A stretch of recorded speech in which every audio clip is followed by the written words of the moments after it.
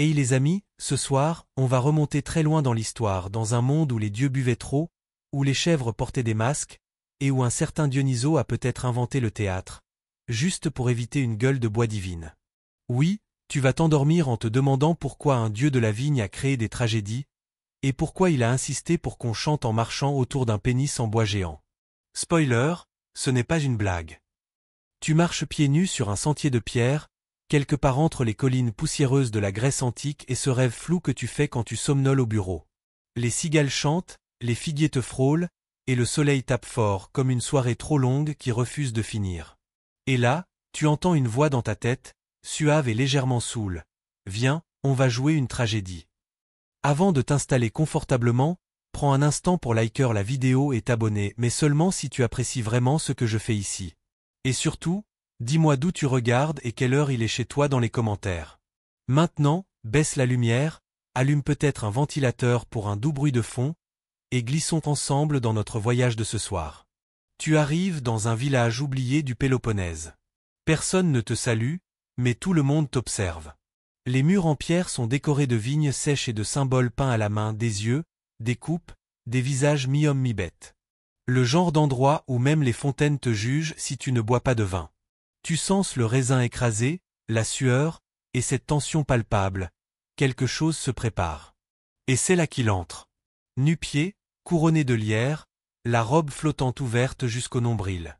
Ses yeux brillent d'une lueur qui dit « Je sais quelque chose que tu ignores ». Dionysus. Dieu du vin, de l'extase, du théâtre, et du chaos soigneusement orchestré.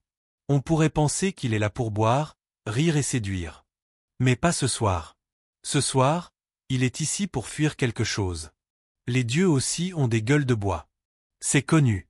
Et parmi eux, Dionysos est le roi incontesté du réveil difficile après 3 jours à boire du nectar fermenté avec des satyres surexcités. Mais au lieu de s'enfouir sous une couverture céleste, il fait ce que tout dieu excentrique ferait. Il invente une forme d'art. Le théâtre. Rien que ça.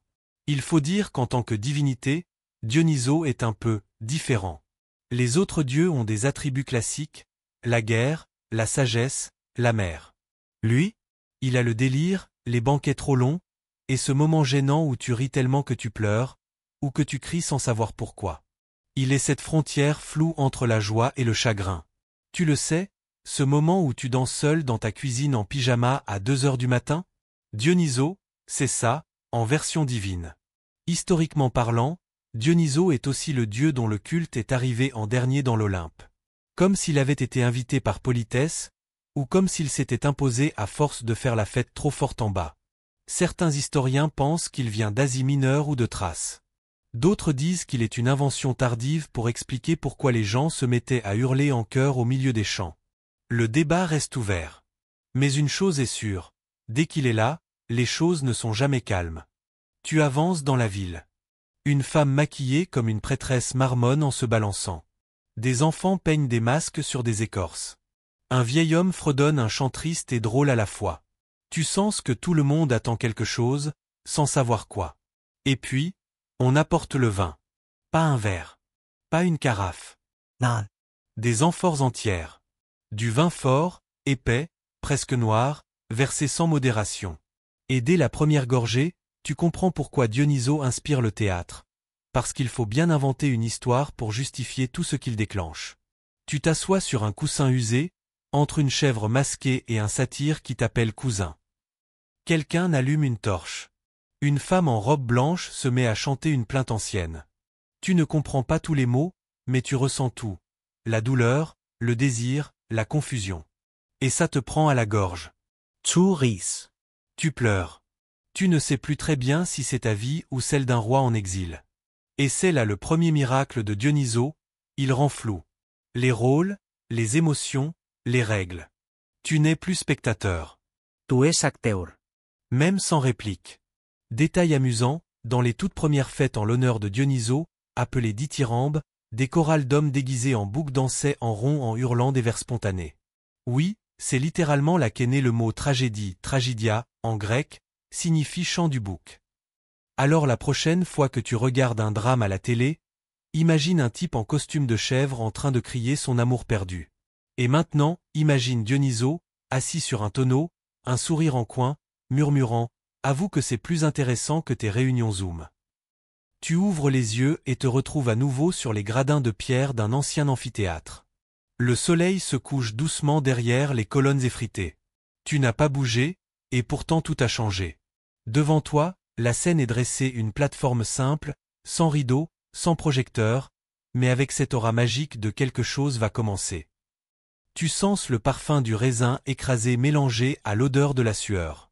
Il y a de la poussière dans l'air, des rires dans l'ombre, et quelque part, un musicien accorde une lyre trop tendue. Tu attends. Les autres attendent aussi. Et enfin, le chœur entre en scène. Il chante. Il danse. Il crie. Ce n'est pas joli, ce n'est pas propre. C'est viscéral, sauvage, presque animal. Il raconte l'histoire d'un roi trahi, d'un héros trop orgueilleux, d'un oracle mal interprété.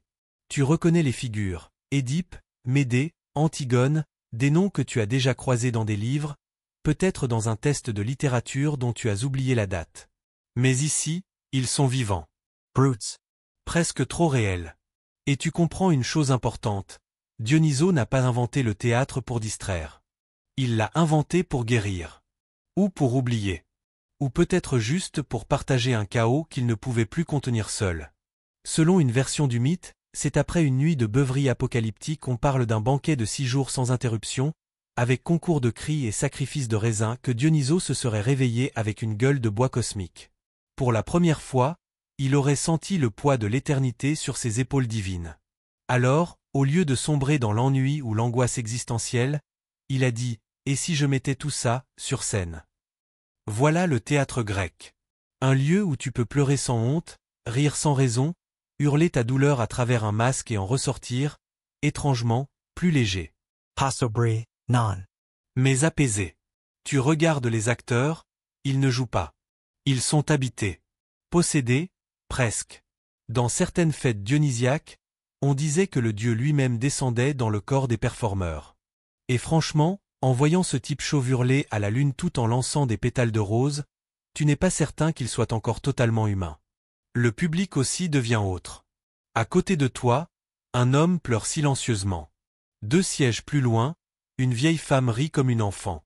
Personne ne juge. Tout le monde sent que quelque chose d'ancestral se déroule ici. Un rituel. Une purge. Une réinitialisation émotionnelle, version hellénique. Un fait historique, les tragédies grecques n'étaient pas seulement des divertissements. Elles faisaient partie intégrante de cérémonies religieuses, souvent financées par l'État ou par des mécènes pour honorer Dionysos. Oui, même le gouvernement s'est dit, on va payer pour que les gens se mettent à crier ensemble en public, avec des masques. Et honnêtement, ça fonctionne mieux qu'un groupe WhatsApp de soutien moral. Les masques, d'ailleurs, sont fascinants. Grands, rigides, aux traits exagérés pas pour cacher, mais pour révéler. En amplifiant les émotions, ils permettent aux spectateurs de se projeter, de ressentir à distance. Un peu comme ces filtres Instagram, mais inversés. Ici, on accentue le tragique, pas le bronzage. Et au milieu de tout ça, tu sens que Dionysos veille. Pas en haut, dans l'Olympe, mais là, entre les gradins. Peut-être qu'il s'est assis derrière toi, avec une coupe de vin dans la main et un léger sourire. Il ne dit rien, mais tu sens son regard. Comme s'il te demandait « Alors ?» Tu t'y reconnais, un peu. Historiens et philologues continuent de débattre sur l'origine exacte du théâtre dionysiaque. Était-ce un prolongement des rituels agraires? Une manière de canaliser les pulsions collectives? Ou juste une excuse bien ficelée pour faire la fête tout en parlant de sujets sérieux? La réponse n'est toujours pas tranchée. Et peut-être que ce flou est précisément ce que Dionysos voulait. Tu reviens à la pièce. Un acteur vient de tomber à genoux, déchiré entre l'amour et l'honneur. Le silence est total. Tu entends ton propre souffle, et celui du vent. Puis, un hurlement. Pas de l'acteur. Du public. Quelqu'un, quelque part, vient de ressentir trop fort. Et étrangement, c'est accepté. C'est même sacré. Un détail oublié, mais délicieux. À l'origine, les concours de théâtre à Athènes duraient plusieurs jours, et les spectateurs venaient avec des coussins, du vin, et parfois, leurs enfants. Oui, rien ne dit éducation civique comme voir une femme empoisonner son mari sur scène pendant que ton fils grignote des figues. Et maintenant que le cœur se retire et que la lumière décroît, tu ressens quelque chose de nouveau. Ce n'est plus juste une pièce. C'est un miroir. De toi, de tes doutes, de tes excès, de ton humanité. Et ce miroir, Dionyso l'a placé là, avec amour, désordre, et probablement un hoquet divin. Tu te lèves, un peu étourdi. Pas par l'alcool enfin, pas seulement mais par cette étrange paix. Comme si, au fond, tout ce chaos avait un sens. Ou n'en avait aucun, mais c'était quand même beau à regarder. Tu marches doucement hors de l'amphithéâtre, les jambes un peu engourdies par l'émotion, ou par cette amphore de vin offerte par ce satyre souriant qui t'a pris pour un cousin. Le ciel est violet maintenant, constellé de ces étoiles grecques qu'on jurerait peintes à la main. L'air est tiède, les oliviers bruissent à peine, et au loin, des voix chantent encore comme des échos d'un autre monde. Mais tu ne vas pas loin. Devant toi, un autre lieu sacré s'ouvre. Un temple, étrange, plus rustique que majestueux. Pas celui d'Athéna, ni celui d'Apollon. Ici, pas de marbre poli ni de prêtre en toge impeccable. Juste des colonnes de bois, de la vigne rampante, et une odeur entêtante de sueur, de musc et de miel fermenté. Tu es dans un sanctuaire dédié uniquement à Dionyso. À l'intérieur, tout est théâtre, même les prières. On ne chuchote pas, on déclame. On ne s'incline pas, on titube avec grâce. C'est un lieu où l'excès est vertu et la décence, optionnelle. Une prêtresse, les cheveux défaits, t'offre une couronne de lierre. Tu hésites, mais elle insiste. Et soudain, te voilà membre d'un culte ancien dont les règles sont danse, bois, oubli. Tu te rends compte que chez Dionyso, la frontière entre religion et fête est volontairement floue. C'est un dieu de l'abandon, pas seulement de l'alcool, mais de la raison. De ce moment où tu lâches prise. Et c'est peut-être là son vrai pouvoir.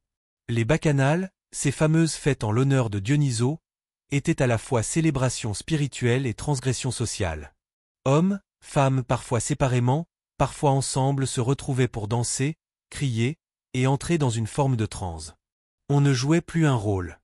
On devenait autre chose. Et pendant quelques heures, le monde rigide des lois s'effaçait. Un détail que peu de gens savent, lors des processions dionysiaques, les fidèles portaient parfois un phallo géant, un symbole de fertilité, bien sûr, mais aussi d'humour, de satire, de vie exubérante. Imagine une foule en liesse marchant avec enthousiasme derrière un pénis en bois géant, et tu auras une idée assez précise de l'ambiance. Ce n'était pas du bon goût, mais c'était honnête. Tu observes une cérémonie. Pas solennelle. Théâtrale. Des hommes masqués récitent un chant ancien, pendant qu'une femme tourne sur elle-même jusqu'à tomber à genoux. Des enfants courent entre les jambes des adultes, imitant des chèvres. Et tout cela, étrangement, est vu comme sacré. Parce qu'ici, l'émotion brute est une offrande. Et puis, là, au centre, apparaît une silhouette familière, Dionyso. Toujours couronné, toujours flottant dans sa tunique qui défie les lois de la couture. Il ne parle pas, mais tout le monde s'apaise. Il lève la main, et le silence se fait. Même les cigales se taisent. Il regarde la foule, comme s'il lisait les pensées. Et dans ce regard, pas de jugement. Juste une acceptation totale. Tu es trop bruyant? Bien. Tu es trop émotif? Mieux encore. Les historiens débattent encore aujourd'hui sur la vraie nature de Dionyso. Dieu grec ou héritier de cultes plus anciens venus d'Orient. Était-il une réponse à la rigidité des autres dieux? Un contrepoids à Apollon, dieu du rationnel, du lumineux, de la logique? La fameuse dualité Apollon ou Dionyso, où l'un construit pendant que l'autre brûle tout. Ce contraste alimente encore les débats, et probablement quelques thèses de doctorat poussiéreuses. Mais toi, tu n'es pas là pour débattre. Tu es là pour ressentir. Et ce que tu ressens, dans cette clairière éclairée par des torchées vacillantes, c'est un soulagement. Tu n'as plus besoin d'être cohérent. Tu n'as plus besoin de prétendre. Tu peux juste être. Un détail marrant, dans certaines versions de la mythologie, Dionyso meurt et ressuscite. Pas une fois. Plusieurs fois. Il est démembré enfant par des titans jaloux, puis recousu par Rhea. Il descend aux enfers pour sauver sa mère, s'émêler, et la ramène à la lumière. Il défie la mort avec une nonchalance poétique. Tu te demandes alors, peut-être qu'il a inventé le théâtre parce que lui-même est une pièce en plusieurs actes, toujours interrompue, jamais achevée. D'ailleurs, à bien y penser, ce n'est pas exactement ce qu'on vit tous, dans nos petites tragédies quotidiennes? Une scène après l'autre, des actes sans fin, des dialogues qu'on improvise? Tu t'allonges dans l'herbe, le lierre t'effleure le visage, les torchers dansent. Et tu fermes les yeux, une seule pensée en tête. Ce chaos, il est peut-être sacré, après tout. Tu ouvres les yeux sans vraiment savoir si tu t'étais endormi ou non. Le sol est tiède, la lumière du matin perce doucement à travers un voile de brume. Tu es dans un vignoble maintenant. Les vignes serpentent à perte de vue, leurs feuilles frémissent doucement sous la brise matinale. Et juste là, au milieu des rangées, Dionyso lui-même est assis, les pieds nus dans la terre, riant tout seul devant une amphore renversée. Tu te demandes comment ce dieu des excès peut être si calme, si content. Mais c'est ça, le paradoxe. Dionyso n'est pas seulement le dieu de la fête, du vin, du délire. Il est aussi celui de la renaissance, de la croissance imprévisible. Là où tout explose, quelque chose pousse. Même dans le chaos. Il t'invite d'un geste à t'asseoir près de lui. Tu acceptes, bien sûr tu ne refuses pas une invitation divine, surtout pas celle qui vient avec du raisin fraîchement cueilli. Et il commence à te parler. Pas avec des mots. Avec des images. Des scènes entières qui défilent devant tes yeux comme un rêve éveillé. Tu vois une troupe de théâtre errante, traversant la Grèce à pied, s'arrêtant dans les villages pour jouer des tragédies antiques. Ils mangent peu, dorment à même le sol, mais leur voix porte la mémoire d'un millénaire. Chaque pièce est une offrande à Dionyso. Chaque larme, une bénédiction. Puis, une autre vision. Un philosophe athénien, un peu snob, qui assiste à une comédie grossière sur l'amour et les flatulences, et qui rit jusqu'à en pleurer. Ce soir-là, il dira que c'était l'expérience esthétique la plus libératrice de sa vie. Comme quoi, même les intellectuels ont besoin d'un bon paix sur scène de temps en temps.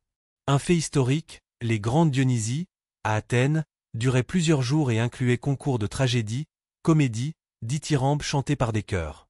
Chaque citoyen, même les prisonniers, parfois y avait droit. C'était l'un des rares moments où la société tout entière se réunissait, dans la catharsis collective. Une sorte de reboot émotionnel sponsorisé par la cité. Tu continues à regarder ces images. Tu vois des enfants déguisés en satyres qui jouent entre les colonnes, des femmes âgées peignant des masques sur des bouts de cuir, un homme ivre récitant une tirade d'Euripide à une chèvre indifférente. Tout est théâtre. Tout est geste rituel. Et Dionyso est partout. Un détail curieux, dans certaines traditions, Dionyso est représenté comme un jeune homme efféminé, presque androgyne. Pas par hasard. Il est le dieu qui défie les catégories. Ni masculin, ni féminin. An irrational, an ifo. Il est la zone grise, l'intervalle entre les notes. Ce flou artistique est son domaine. Et dans ce flou, tout devient possible. Les érudits continuent de se chamailler sur la question. Dionyso était-il vraiment un dieu grec à l'origine? Ou a-t-il été importé, comme une mode spirituelle venue d'Asie mineure? Certains textes anciens suggèrent qu'il serait même antérieur à l'Olympe, un vestige d'un panthéon plus ancien, plus chaotique. Un peu comme cet ami de soirée que personne n'a invité mais qui finit par devenir l'âme de la fête. Tu regardes Dionyso. Il te sourit, croque une grappe de raisin et laisse couler le jus sur son menton. Il n'a pas honte. Il ne se cache pas. Et soudain, tu comprends que c'est ça, sa vraie leçon, l'authenticité absolue. Être trop bruyant, trop sensible, trop extravagant, c'est sacré, ici. C'est même divin. Tu fermes les yeux à nouveau, guidé par le chant d'un flûtiste invisible. Et dans cette douce obscurité, une nouvelle scène se dessine. Cette fois, tu es dans une ville moderne. Les néons remplacent les torchers, les bruits de voitures étouffent les flûtes, mais quelque chose subsiste. Un petit théâtre de quartier, à moitié vide. Sur scène, 2 actrices jouent Médée avec des pulls en laine et des baskets. Et pourtant, la magie est là. Tu regardes autour de toi. Quelqu'un pleure doucement. Une autre personne serre la main de son voisin. Tu sens cette même vieille énergie, celle du soulagement partagé. Le théâtre d'aujourd'hui, même bricolé, même bancal, reste un héritier de Dionyso. Une catharsis low-cost, mais authentique. Et au fond de la salle, entre 2 rideaux poussiéreux, tu le vois. Toujours lui. Dionysus. Il est là. Il ne rate jamais une bonne pièce. Tu restes là, suspendu dans cet entre-deux étrange où le mythe effleure la réalité, où l'ombre de Dionysos rôde encore sous les gradins d'un petit théâtre abandonné ou derrière une bouteille de vin ouverte un peu trop tôt. Tes pensées se perdent dans cette sensation diffuse. Et si Dionysos n'était pas seulement un dieu antique, mais une énergie vivante, encore palpable à chaque fête improvisée, chaque émotion débordante, chaque éclat de rire au mauvais moment? Tu te retrouves maintenant dans une pièce aux murs couverts de fresques délavées. Des scènes de tragédie grecque, d'ivresse sacrée, de cœur en délire. Tu les suis des yeux, du bout des doigts, et chaque fragment te murmure une vérité oubliée. Tu comprends que Dionysos n'a jamais voulu qu'on le vénère en silence. Il voulait qu'on vive. Un fun fact étrange, certains temples dédiés à Dionysos étaient construits en bois et volontairement démontables. Comme s'il savait déjà que le chaos doit rester mobile, libre de fuir les institutions trop solides. Pas de pierre pour figer l'élan dionysiaque, juste assez de structure pour tenir la nuit, et pas plus. Tu avances dans ce couloir d'images et de sons. Au bout, une porte s'ouvre sur un dernier souvenir, un banquet. Pas antique, non. Un dîner entre amis dans une cuisine moderne, un plat qui brûle, quelqu'un qui rit trop fort, une chanson qu'on chante mal. Et pourtant, c'est là qu'il est. Dionysos, dans cette table bancale, dans ce vin bon marché, dans le regard brillant de quelqu'un qui oublie ses soucis pour une soirée. Les historiens ne savent toujours pas s'il faut classer Dionysos parmi les dieux majeurs ou marginaux. Il est partout, et nulle part. Trop indiscipliné pour le panthéon officiel, trop essentiel pour être ignoré. Il est l'invité mystère, le souffle de désordre qui réveille une époque trop sage. Et franchement, tu te dis que c'est peut-être lui qu'on devrait prier quand tout part en vrille. Tu sors de la pièce, et devant toi s'étend un paysage de collines baignées d'or, des vignes, encore et toujours, mais aussi des scènes modernes. Un concert en plein air, un acteur jouant un monologue dans la rue, un enfant déguisé en lion qui rugit dans un salon. Dionysos les traverse tous. Il n'a pas besoin de temple. Il a besoin de toi. Car oui, tu comprends maintenant. Dionysos n'a pas inventé le théâtre pour fuir la gueule de bois. Il l'a créé parce que le chaos a besoin d'une scène. Parce que l'humain a besoin de raconter, de transformer ses larmes en texte, son ivresse en rituel, ses cris en poésie. Two respires. Le monde est peut-être absurde. Ta vie aussi. Mais quelque part, Dionysos applaudit encore. Et tant qu'il y aura une scène, un public même fatigué, même bancal, la pièce continuera. Tu t'assieds dans l'herbe une dernière fois. Le vent souffle doucement. Et dans le silence revenu, tu entends, très loin, les trois coups du théâtre. Rideau. Et maintenant, tu peux relâcher un peu les épaules. Tu as traversé les vignobles de l'ancienne Grèce, assisté à des spectacles aussi fous que sacrés, partagé un moment avec le seul Dieu qui t'invite à pleurer, à rire et à oublier le lendemain matin. Respire dousement. L'histoire se replie sur elle-même, comme une pièce terminée dont le public s'est retiré lentement. Tout ce bruit, toute cette énergie, toutes ces contradictions, elles s'effacent peu à peu, remplacées par une chaleur discrète, comme celle d'un dernier verre partagé à la lueur d'une bougie. Ton esprit descend doucement les marches du théâtre, retrouve l'ombre protectrice des cyprès. Les voix s'éloignent. Le vin s'évapore. Et dans ce silence à peine teinté de souvenirs, tu te laisses aller à la rêverie. Peut-être que demain tu croiseras Dionysos sans le savoir dans une réplique absurde, une larme au bon moment, ou un fou rire irrésistible. Ce n'est pas si important. Car ce soir, tu l'as trouvé. Et il t'a trouvé. Alors ferme doucement les yeux. Que les dernières images dansent lentement derrière tes paupières. Laisse-toi porter par ce chaos sacré, ce sommeil étrange que les anciens considéraient déjà comme un monde à part. Bonne nuit. Fais de beaux rêves. Fin du script. Doux rêves.